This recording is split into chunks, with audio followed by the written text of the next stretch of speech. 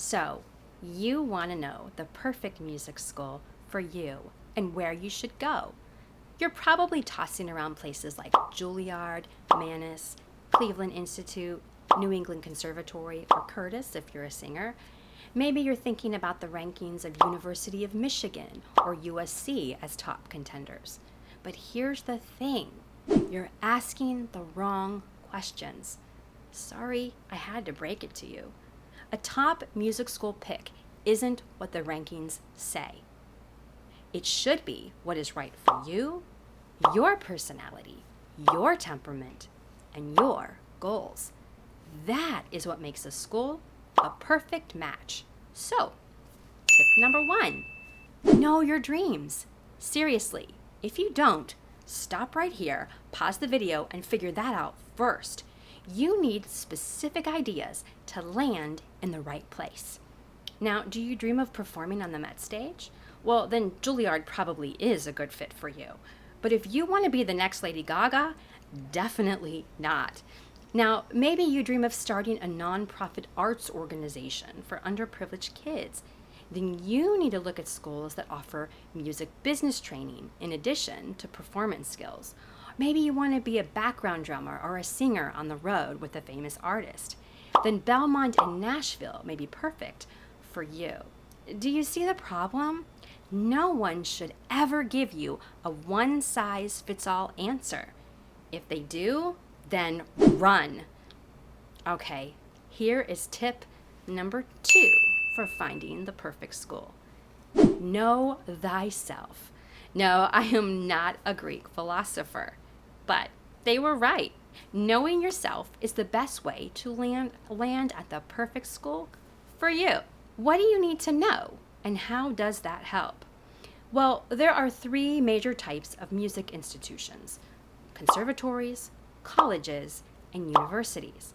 Now, they are incredibly different in how they operate, from size to competition to how many extracurriculars they offer, class size, student-teacher ratio, and so much more.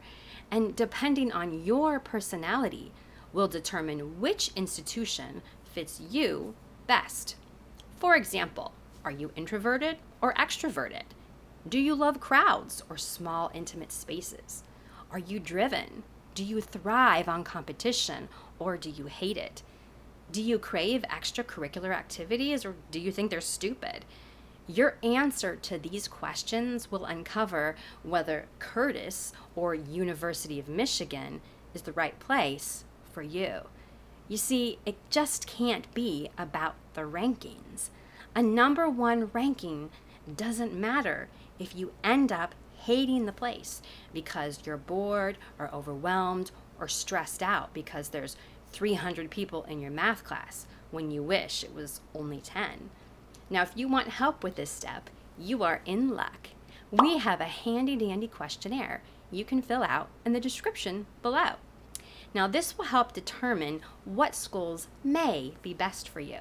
And you can check it out when the video is over. Now, don't click off yet, because the most important tip of all is coming up. Tip number 3, know the teachers. Oh yes, this is a big one. A number 1 ranking doesn't matter. An awesome campus doesn't matter if you don't get this one right.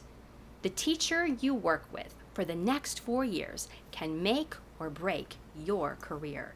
So do your research on this one. Ask yourself, do their students have really good outcomes in the career that I hope to succeed in? Are their students doing what I want to do?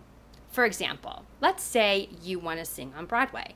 Okay, does your potential voice teacher have a track record on Broadway? Now, this doesn't mean that your teacher actually sang on Broadway. Some of the best teachers out there never had huge careers themselves. And some of the worst teachers out there are famous performers who, quite frankly, have no business teaching.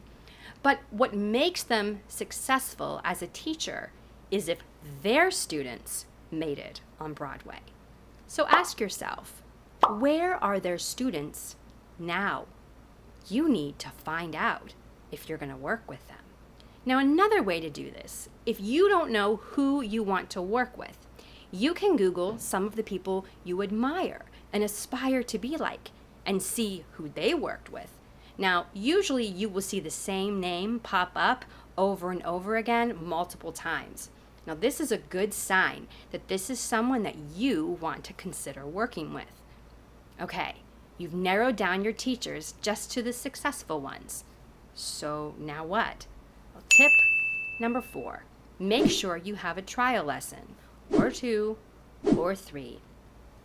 This is a biggie. Don't assume because they worked for someone else that they'll work out for you. You need to make sure you get along. I made this mistake when I was young, and it was a disaster. My first teacher was such a bad fit.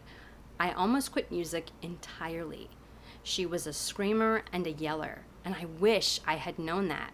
That just isn't my style. So this brings me to tip number 5. Make sure to reach out to people that study with this teacher, even if you had a lesson and enjoyed it. Some teachers will put on a fake front for a trial lesson, and it's not really who they are.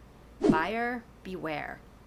But if you can talk to someone else who studies with them, you'll get the real scoop. Just reach out to the school and ask them if they can connect you with a current student. They usually will. Now, I'm sure you're still not sure where to go. Of course not. You have homework to do first. But don't forget to take our quiz below to help you find your perfect fit. Or you can go to CherieRowe.com for more one-on-one help getting in to the college of your dreams. Oh yeah, and don't forget to watch that awesome video above. I promise it will make a difference.